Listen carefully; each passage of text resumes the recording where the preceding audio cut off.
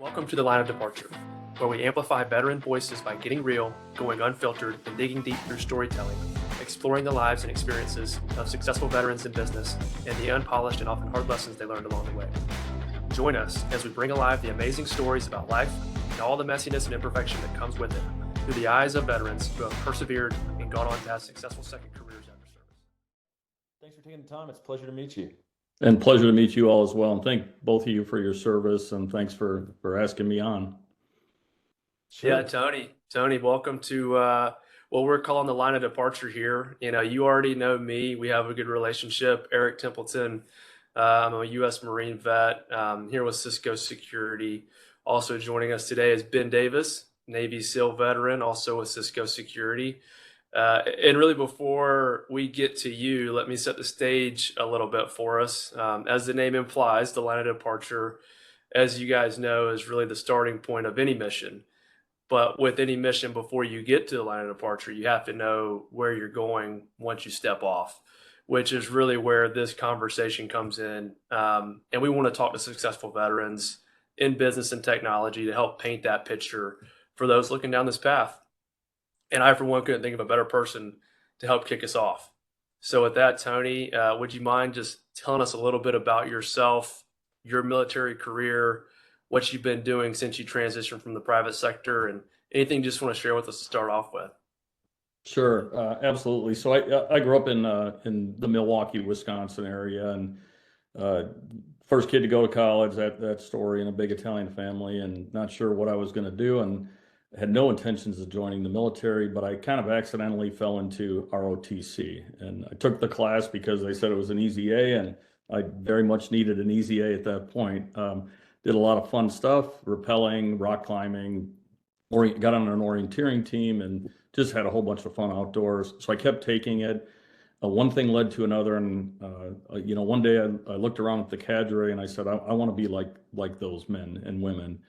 And so I entered the Army in 1984, thought I'd be in for 3 years. I ended up a couple of years later, met my wife down at Fort Stewart, Georgia. She was a lieutenant. We were both young lieutenants at the time, got married, and ended up in Germany, and one thing led to another. And before you knew it, I was in for 10 years and decided to stay in for go my full 20.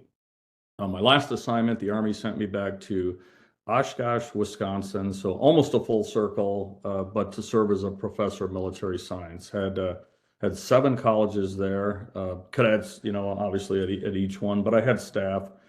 But while there, I got very involved as a volunteer in the community, primarily at the Catholic schools. Things were not going well from an enrollment perspective and a funding perspective, and I felt bad one time at a board meeting. The board president and the current president of the system were just getting hammered.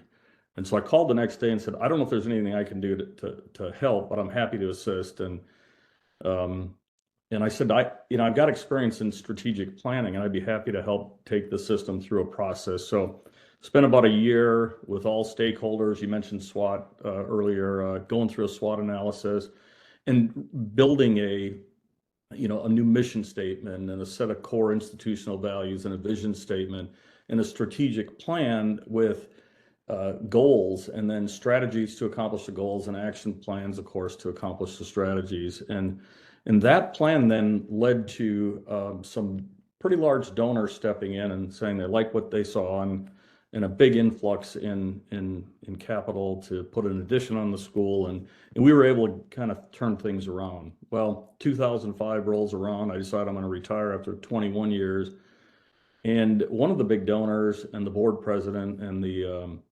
president of the school system asked to have dinner one night, and one thing led to another, and they asked if I would put my hat in the ring to serve as president of Unified Catholic Schools of Oshkosh. 4 schools, called it my battalion, 4 schools with 4 principals, about 700 kids. And of course, the parents of private school kids, they come along with that.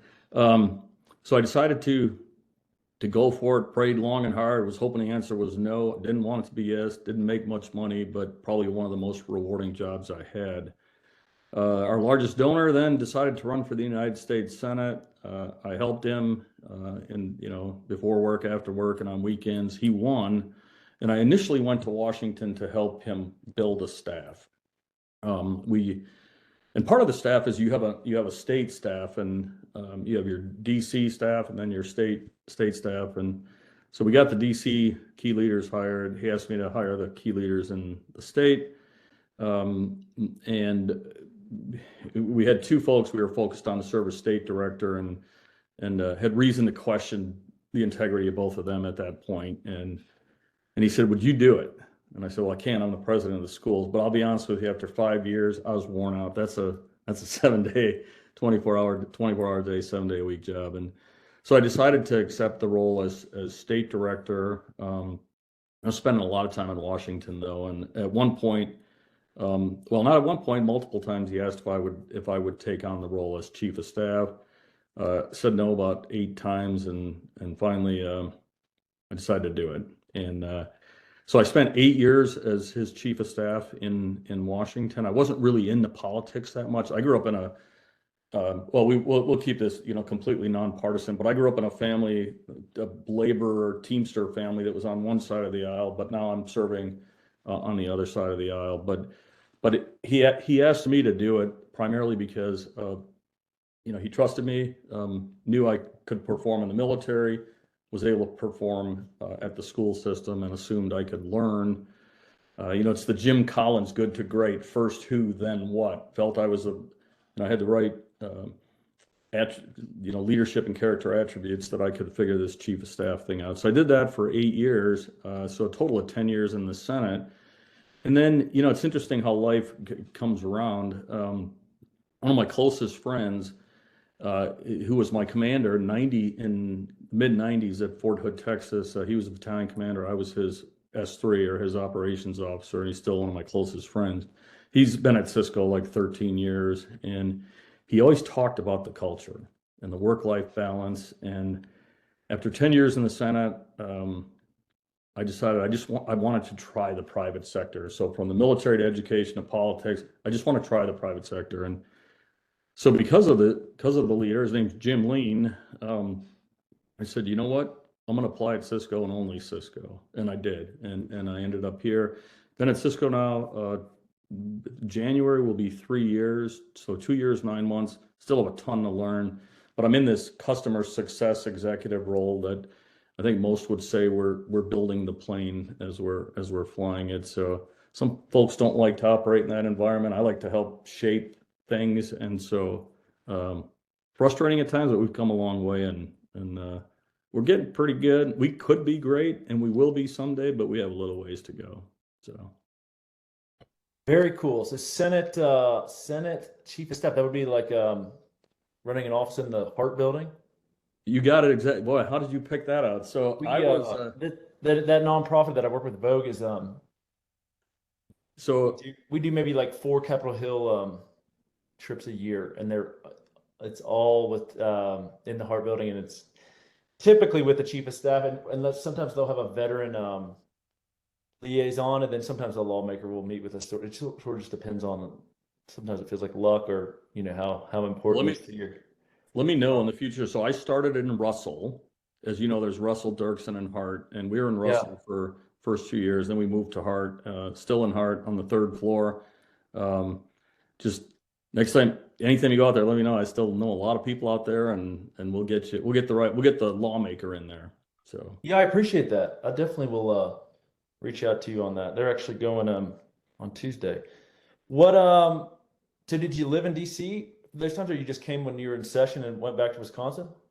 So excellent question. So for the first probably 5 years as chief of staff, I actually commuted from Wisconsin. Okay. My daughters were, well, 2 of my daughters were, one was in college, one was out of college, one was still in high school. So I commuted a lot, flew back and forth with my boss, Senator Ron Johnson, and before he became Speaker of the House, usually with Paul Ryan.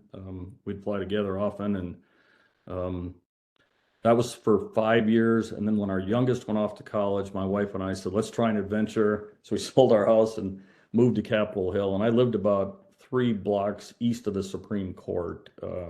Real cool place on East Capitol. And sweet. Walked to work, walked to church, walked to the gym, walk to the grocery store, walk to Nats Park, walk the entire mall every morning. It was a great experience. Very cool. Very, very cool. Well, cool. So can you speak maybe to some of those initial impressions you had when you came over to the private sector, to Cisco and CX, and what was there anything that you thought, man, this is almost exactly translatable, and I'm confident and comfortable, take the ball and run, and was there anything that you thought, man, this is totally unique and none of my experience on Capitol Hill really lines up here? I think that's a fantastic question because I think every veteran goes through that, especially in the special ops community where I serve now and with my son-in-law. They think because they're a SEAL or a Green Beret or just a basic infantryman or a tanker or you name it, that they're not qualified to do anything else. The first thing I would say is that whether it was going to the Catholic school system, going to the Senate, or now coming to Cisco, at least for me, I found that don't abandon everything you learned, okay? Because yes, it's very different, but don't abandon that you're used to functioning in a values-based institution. In the Army, it was loyalty, duty, respect, selfless service, honor, integrity, and personal courage. Now, again, I retired 18 years ago, but those are still, foremost in my mind. In the institutions that I've worked in, okay, so I was the president of the school system, and then I was the chief of staff. So obviously I could shape the core institutional values as well with the team, but the importance of adopting a set of core institutional values and then living by them. And so that's the first thing I say, folks, is to other vets, you operated in an institution with core values. Okay, not all institutions have that. So if those, first of all, we didn't have a choice. We're in the military, and they said, you will augment your individual core value system with our personal core values, and that's okay. And nobody can really tell you what your individual core values are, but the company you're going to hopefully has a set, and you just naturally fold into it. So that's the first thing I always tell people. The second thing is if you think you're good at planning, like if you're good at the MDMP, the military decision-making process, become great at it. Because you will use those same procedures in pretty much anything you do. We talked about a SWOT analysis earlier. Now, we didn't necessarily do that in the military, but we went through processes to determine what is our mission essential task list. What are those 3 to 5 things we have to do to accomplish our mission? It was either Chuck or Jeff or whoever out at Impact talked about the importance for us to simplify here at Cisco. To me, doesn't matter if you're at Cisco or pick a company, there's folks that want to make things super, super complicated. You come to Cisco and the first thing everybody does is they start researching products. They want to learn all our products.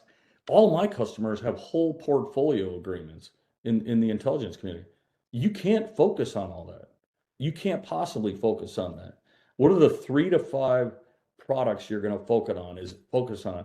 Is it SD-WAN and SD access? Is it ICE? Is it DNAC? Is it StealthWatch? Is it AppD? I don't care what it is. What are the 3 to 5 things that are going to provide value and help us grow our business? That's why we get out of bed each morning. So military folks are really good at this.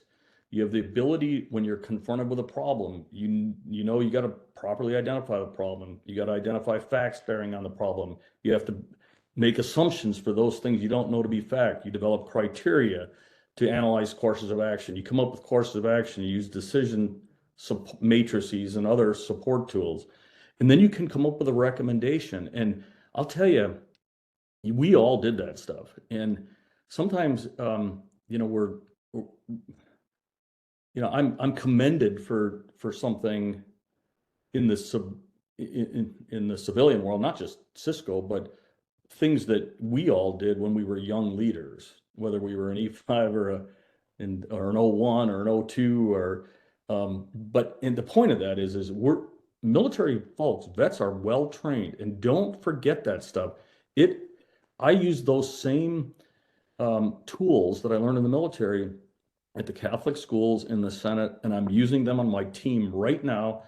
I have a meeting on the 27th next week, the entire Department of State team. So when I say entire, I mean the account managers, PSSs, TSA, NCEs, the entire team, the renewals manager, the service sales rep, to develop our strategic plan for what we're calling year 5 of the whole portfolio agreement for them starts 1st of October. So, but the other thing, you come in, you can get overwhelmed here at Cisco really quick if you let folks, because there's a lot of technical people. I went out to Cisco Live.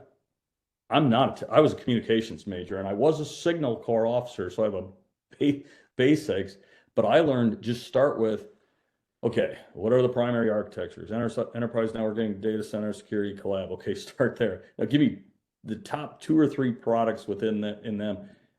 Don't overcomplicate it, simplify, and you'll be fine. And vets, I think, are far more suited than others because of the way the brain works. Last thing I'll say, we think sometimes we should in a 5-paragraph op board. Think of paragraph 1, right? Just who, what, when, why, where. Just lay that out. And my mind goes into paragraph 3, of course, being an ops guy myself all the time on just execution. And so. Yeah, it's good to hear you say that, because I definitely, it took me 6 months to realize pretty much you'll never get to the end of this, stack of books. Like, you'll never get proficient to where you feel like, okay, I understand it all. So you have to sort of prioritize and, kind of look towards mentors. I think it really what helped me, use my study time or my professional development time best, and say, hey, this is, if you at least know this, this, and this, we can move some dirt. Yeah, and I love what you just said. You'll never learn it all. And I just had a conversation with a couple of my brothers up in Wisconsin the other day. We were talking about turkey hunting, and I actually do some instruction on turkey calling, and I'm not that good at it. And frankly, turkeys aren't that good at calling. Do you hunt turkeys as well? No, I mean, I'm briefly familiar on how it goes, but yeah. Well, it's funny because you get guys who are self-proclaimed turkey calling experts, and having hunted turkeys a ton of times, like, no, you're not. Nobody. Gobbler's going to make a fool out of you 9 out of 10 times, and so we always try to learn when we're out there and try to get better. I started bow hunting deer in 1972, so I'm going to be 61 next month, and I started when I was 10. So I guess this is my 51st year, and I make some of the same mistakes I made day one. But every time I'm out there, I'm learning. And at Cisco, or I think, or anywhere else, you're never going to be the expert. You're never going to know everything. You have to, function. You have to.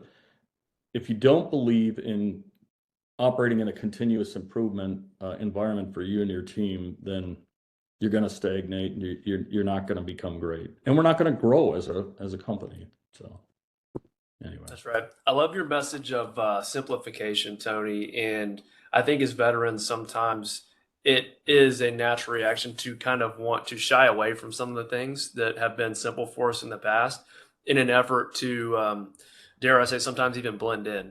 Fly under the radar, because you don't want to be known as, hey, I'm just this veteran guy on the team. But I think your life journey is so unique because the word pivot comes to mind, and you can draw out certain things in your career that are core and fundamental to character and leadership and what's made you successful in education, on Capitol Hill, in politics and government, and then now here in the private sector. And I know that there's been challenges along the way, but what are some of those kind of core things you mentioned in your toolbox that you would recommend that veterans really think about offering to this post-transition private corporate environment that we find ourselves in? Well, I think, once you're on board, well, the first thing I'd say is, don't, earlier I said, don't forget the key things you learned, those basic things especially with planning and decision making and problem solving, and your institutional core values, that you have a sense of duty, and you just do things. You don't have to like it. You just do it because it's your duty. And I always felt when we all raised our right hand and swore to support and defend the Constitution of the United States, that was not just for the time we were in the military. Okay. That's for life. And when you did that, you gave up some of your own. I mean, think of your First Amendment right to petition the government for the redress of grievances or to peaceably assemble. I mean, you can't do some of that. You can't do some of the same things. Now, can you do it once you're out? Sure. But I argue you took that oath. It's for life. So don't forget that. Why you get out of bed each day, it might be a little different. We're at Cisco, but, we're not on Capitol Hill or we're not, at some post camp or station, serving under the flag, maybe, but a lot of what we're doing is certainly to help the war fighter and just and maybe not even the war fighter, but help make the world a better place and connect the world. And so I think go back to why are you doing what you're doing? And we just think of what we learned about respect and about perseverance and about discipline. I'm concerned a little bit about, and maybe I'm the old guy now saying, well, back when I was in, but I drive onto Fort Bragg and I think I see a breakdown in discipline. Now, one of the reasons could be, the deployment cycle, certainly, and the reduction in funding where maybe we don't have contractors now that are cutting the grass and doing other things. But Ben, you said you're an E6. Let me tell you something. When I was in the Army, the E6s and E7s ran the Army. And there was not a piece of scrap of paper on the ground or a blade of grass longer than another one. And it was just different. But anyway, so I guess I come in, I'm saying you can't be super rigid. I had a Marine on, my boss was chairman of Homeland Security and Governmental Affairs. I had a Marine helicopter pilot that still thought he was in the Marine, basic training or something. He was so daggum rigid, and you don't overdo that. Don't be overbearing. And people know we were in the military by the way we walk and the way we carry ourselves, and we're on time for work, just the basic stuff. So don't ever forget that. Don't get sucked down the rat hole of all this complicated stuff. We all know it. We have so many smart people around here. I said, okay, so the whole Splunk announcement today, I said on a call, I said, okay, not on this call, but I want somebody to tell me, I want a 1 minute on Splunk.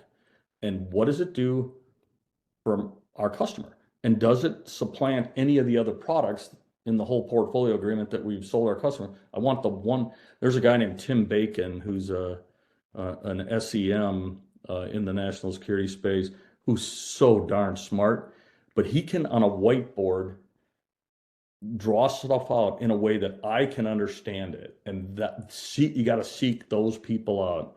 Don't get sucked into this rat hole. Too complicated, because military people are really good. And then I guess this last thing I'll say, when I first came in, I was so confused on all this. Finally, I went to this, I stumped my account team. Okay, guys, what did we sell them? Okay. And then I said, of the products we sold them, what can they use? And what do you mean, what can they use? I said, well, apparently they can't use a lot because it's not compliant, either FedRAMP or the IL standards. So of the items they can use, what are they using? If they're not using it, why not? I mean, okay, those are pretty basic, simple questions, right? And in I've been here almost 3 years. I know I know the answers to most of them now, but I don't know the answers to all of them. Those are pretty basic. Doors within doors, right? Yeah, but I think military people are pretty good at that, of like boiling it down to just, who, what, when, where, why, and if you're in the leadership position, you're thinking, okay, coordinating instructions, what does everybody have to do? Tasks to subordinate units, you got to do this, you got to do this, you got to, and you scheme a maneuver, and we think that way. Don't forget that stuff. So. Absolutely. Yeah, I think that's right. I don't know what it is about, it does seem like veterans take more frequent chances to sort of question the why,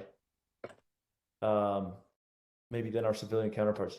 and I'm sure maybe someone to challenge that, but it does seem very I think in the SEAL teams, at least to a fault, there's a lot of what's the point of this, or why are we doing it? And I think in the civilian sector, that can be really helpful to identify, times that you're off track or something doesn't really make sense, or maybe no one knows why we're doing this. And so it's just not, it's sort of doomed or not going to be successful if there's really no mission or end state. But that's really interesting. I've never thought of that before, but that does seem true. It's like there's a lot of veterans seem, always sort of going back to step one and going, okay, what are we ultimately doing? Well, it goes back to, remember, I don't know if you guys did this in the Navy, but we called it BTMS, Battle Training Management System, and it was task, condition, standard. Remember that? But then step 4 was orientation statement. I remember this was you telling the private, let me tell you why this is important to you. Okay, and then we got away from that, but you brought up a great word, intent. Commander's intent is 3 things: purpose, method, end state. This is why we're doing this. This is the general method. End state is this is how I will define success. And I think for military guys, you don't have to say, well, why are we doing that? No, you don't have to do that. You can say, sir, I want to succeed. I want to win. How are you going to define success at the end of this? Or how will I know when I have met the standard?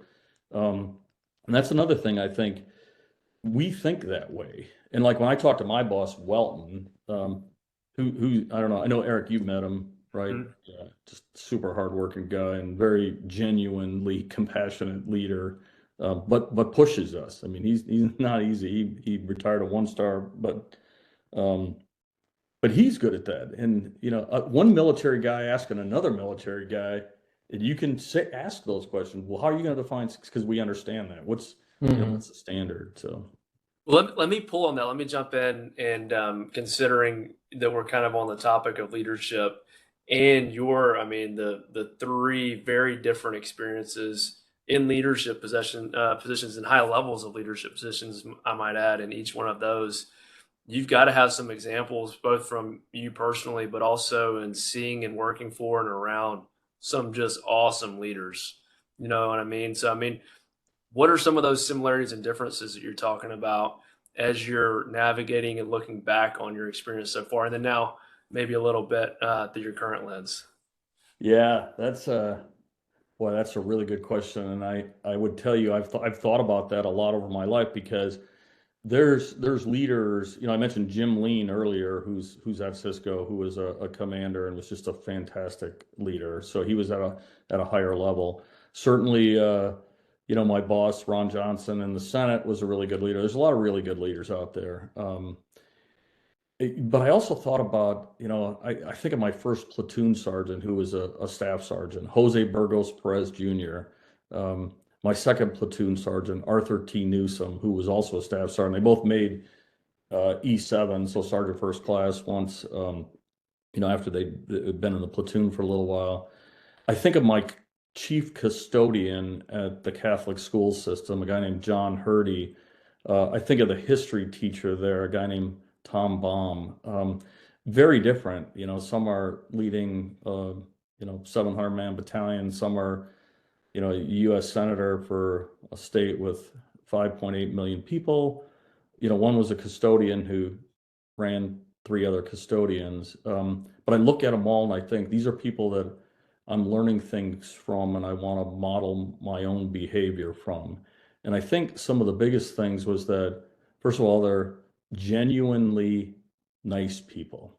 Okay, people, and I think people want to be around other nice people, and they didn't try to fake it. We all heard, I'm sure you guys heard it in the Marines and in the Navy as well, but you can't fool a private. You can't fool a private. And if you're not genuine as a leader, then you're going to probably fail. And the other thing, what's interesting about this group, if you got to meet each one of them, you'd see very quiet leaders, and you'd see loud, boisterous leaders. And both of them can work if they're both generally good people and they're humble. Okay, the ones, it goes back, it's in, Matthew and Luke, not to get too spiritual here, but he who exalts himself shall be humbled. And the counter of that is true too. He who humbles himself shall be exalted. And I always learn that, I mean, you really do have to flip. The other thing about these folks is you have to flip the pyramid. So the leader, the commander, is not up here on the top. The ones that looked at life or the world as I'm the leader, but that means I have a tremendous amount of responsibility for everybody else. Then to me, it didn't matter if you were loud and boisterous or you were just a quiet person and just plugged along, cared about other people, and tried to make the world a better place for other people. So I think it's the humility, it's being genuinely caring about the people you're not just serving over, but the people you're serving with. And to me, those always made the best leaders. But they're also tough. They got to be tough too. Nobody wants to be, Ben, you didn't want to become a SEAL because you want to be on a second, you want to come in second, right? People want to be on a winning team, and that's tough. I remember Jim Lean coming to me one night on a hilltop. I'm his S3 at Fort Hood, Texas. The whole battalion's in the field. And he's like, "Hey, S3, yes, sir. I want you to move the entire battalion tonight." Now, a signal battalion is spread all over the place. And you imagine the planning that's going to go into something like that. I looked at him and I said, "You had to wait till it got dark before you told me that." He says, "Yep, because that's how it's going to happen when we deploy." Roger that, sir. That was not a fun night. But anyway, I don't know I hope I answered your question there. Yeah. Absolutely. I love it. I love it. Ben, we got about 10 minutes left with Tony. Why don't you take one and then I'll take one? Yeah, I think one thing Eric and I are really interested in, and he and I talked about, is the concept of mentors and the role that mentors play in the veteran transition. Yep. I'd be curious, how you've gone about establishing a relationship with the one or a couple of folks that you would consider your best and top mentors, whether that's from your time on active duty or with the Catholic Church or in your legislative work or here at Cisco. But that seems to be pretty fundamental to a healthy transition. And it's not, I think one thing Eric and I talked about is sort of there's some natural chemistry or a natural bond that I think that has to occur to create the best and most productive mentor and mentee. And so I'm always curious how people come across what they consider to be their life's top mentor. So if you could share a little bit about that, that'd be awesome. Yeah, that's I guess I've looked at this from two perspectives. Yeah, what am I looking for in a mentor, and then what do I think my responsibilities are as a mentor? And I think what I look for in a mentor is, the first thing is obviously trust, because it's a really hard thing transitioning. You all know that, and I'm mentoring a couple of folks right now one in particular, he's young kids and he's a career in the military and he's getting out now, and he's calling me, or he's getting on my calendar probably every other day at the most. And he's always apologizing. I know I'm taking so much of your time. I know I'm taking so much of your time. And I'd say to him, look, I told him yesterday, I said, look, nothing else I do today is going to be more important than this. He says, I owe you so much. I said, you don't owe me anything. You owe the next person coming up behind you the same, you know how stressful this is right now. And I've been there, and I remember that. I've been in that situation. So anyway, flip it back to me is I didn't, some people will go for a mentor because it's a higher level person and they want to suck up. And I believe, first of all, part of networking. Okay, some people think networking is going to all the cocktail parties and meeting all the right people and smiling and sucking up and doing all that. That is not how it works. The way it works is whatever job you're in, you bust your tail and you do a really great job. And that guy that you served in 1996 at Fort Hood, Texas, is going to help you get your foot in the door at Cisco in 2020. Okay, that's how it works. They're going to help you get the next job because they're putting their neck out on the line when they recommend you. And the only way they're going to do that is if they know that you can perform. So what I look for in a mentor is, first of all, somebody I can really, really trust, because they're going to see the anxiety I'm going through, and the anxiety is usually because I don't know if I can do this. I don't know. I've never been in the private sector. How am I going to be a customer success executive? I don't even know what that is. And nobody does. And, I hear you. and so, so you want to go with somebody you can trust that knows your skill set and your ability and can objectively say, I know you can do this. I've seen you do it before. I have faith in you, because you're going to tell this person things, and you're truly, they know your weaknesses also, but they accept you, they help shape you. So for me, it's the, don't go for the top, just because you think that person is going to be the one that's going to sign off and get you the job, and don't suck up in it. Get somebody that's truly going to be 100% honest with you in a kind, genuine way, but it's somebody that you trust, and it's somebody that will stop what they're doing and help, will make that their top priority in the day, because somebody did it for them. Mm-hmm. They know you're going to do it for somebody else. So the military is great. Ben, I just met you. You know that if you call me right now and said drive out you're in Colorado, aren't you?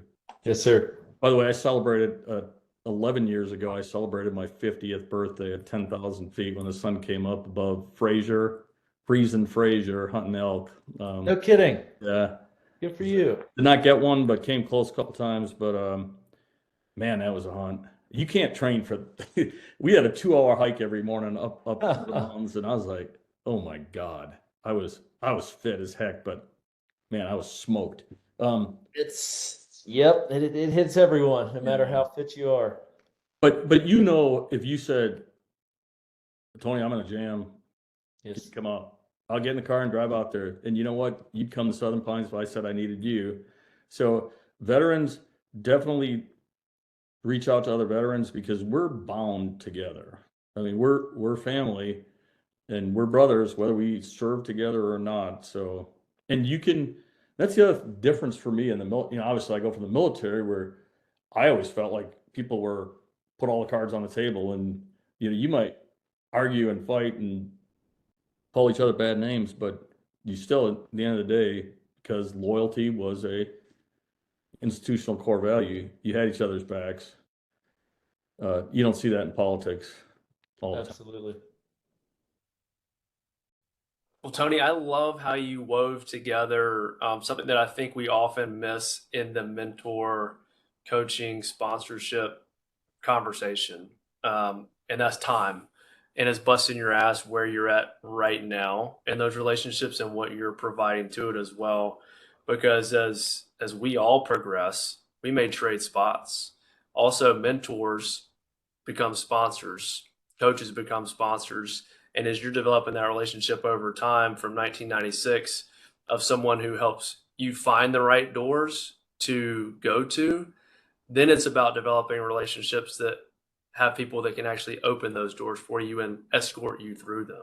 And I think if done right, and that time component is important, and doing the right thing day after day in that grind is what makes the difference, instead of like what you said, kind of aiming for that person has the title I want, therefore they're going to be my mentor.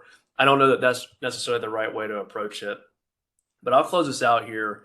I just love where this conversation has gone over these past, I'm looking at the clock here, plus 30 minutes. I mean, this is just a wealth and treasure trove of just awesome insights and information that you can't get, just other than talking with people who have gone through it and had the experience, Tony, that you do.